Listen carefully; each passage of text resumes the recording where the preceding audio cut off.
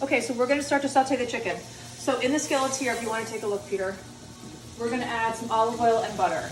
And in this situation, I am gonna do both olive oil and butter because they're really good flavor combinations together.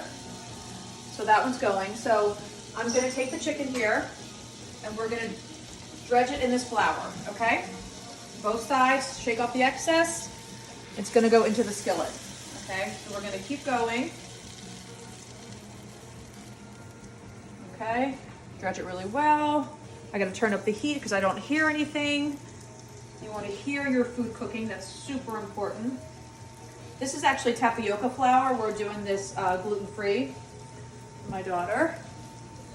And me, I like gluten-free as well. So, okay, a little bit more. One more here. It's really light though, the tapioca, okay. So we can maybe fit one more in here. Let's see, one more small one. No, that's it. So we're just gonna go with this for now. You're not gonna touch them, just let them cook. Okay, so I did squeeze one more in there. So now, you don't need to flip the chicken over again and again and again. You really just wanna let it cook. Leave it alone, don't play with it. You'll see it's starting to get white. Like, see that around the edges? How it's starting to get nice and white? That's when you know it's gonna be time to flip. It's gonna get more white. Okay, so just let it alone. We'll flip it in a minute or two. Okay, the other thing is, listen. You hear it sizzling, that's a good thing. You wanna hear your food cooking. All right, so I'm flipping it over here. Look at that color. Like little kids, you can serve them this, just like that. With a little bit of a sprinkle of, like, say, you know, some lemon or orange. So let it keep going. These other two need a little bit more time. Okay, so this is the second batch, yes. I didn't clean out the pan, definitely not. I added more olive oil and more butter. I'd say a good tablespoon of butter and a good, like, drizzle of olive oil, okay? Chicken looks good. And this is a non-stick pan. This is just one of my bigger skillets at home, so that's why I'm using that one. Unless it's chicken, finish a little bit longer on this side. Now, one thing to remember too is that the chicken doesn't have to cook all the way through because we're gonna make a pan sauce, so it's fine. We'll do about 30 seconds and we're gonna put it over there with that other chicken, okay? And then we're gonna add the mushrooms to this, back to this pan. Remove the chicken, brown all your chicken in batches, leave some room, make sure your heat is like medium high, okay? Need it to be hot enough. After you remove the chicken, we're gonna add a little bit more olive oil and butter. We're gonna add the mushrooms, which are over there. And then we're gonna saute the mushrooms, and then we're gonna start to build our sauce. Okay, I'm just about to add the mushrooms. I put a good pat of butter there, a little more olive oil. And then all the mushrooms are gonna go in. One really important step here with the mushrooms is that you do need to salt this. The mushrooms will need a little bit of salt, okay? Because they're sponges and you want to pull out that moisture out of the mushrooms so that they will start to concentrate in flavor. Okay, they're gonna reduce in volume. And then that will help them concentrate their flavor. Okay, so we're gonna stir these up a little bit here. Keep going to the salt here.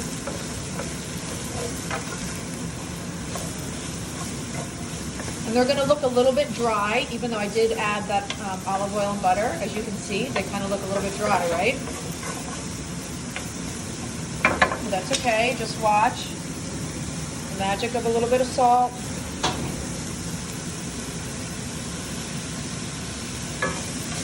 And then in a few minutes, they're going to start exuding a fair amount of liquid. And we're going to keep cooking them until most of that liquid is gone.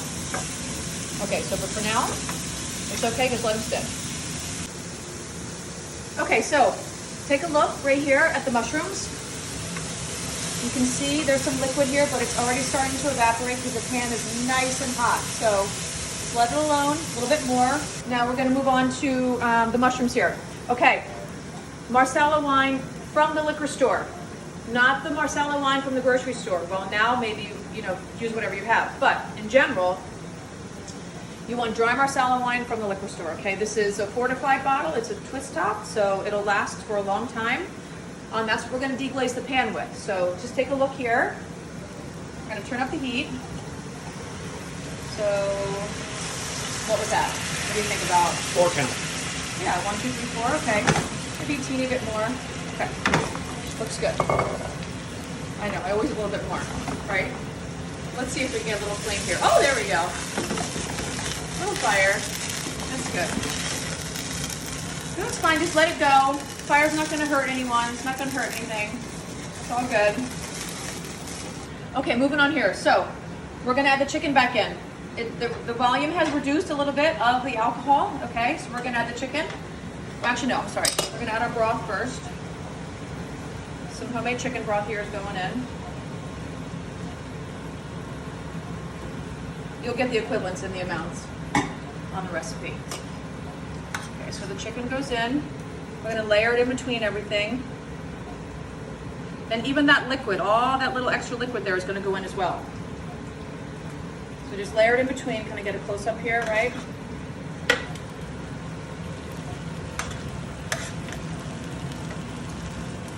That's good. Layer that in between there. All that liquid.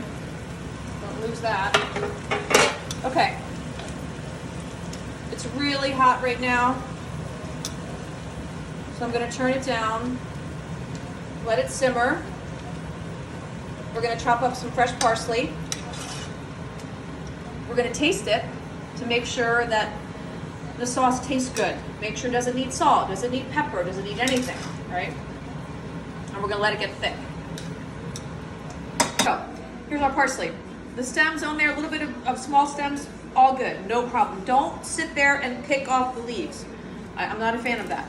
I'm fine with just compressing it in your hand, a nice tight ball here, okay? Take my chef's knife, the normal knife that you're using probably 85% of the time in the kitchen. I'm starting in the back, right here. And it's a little motion, forward and down, forward and down. This is your motion here, forward and down, forward and down. So here's my parsley.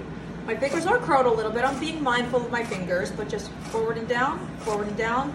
It's nice and compressed. I'm gonna keep going here, forward and down. A little bit more, keep going. The last little bit. Okay, now I'm gonna do one just rough chop through.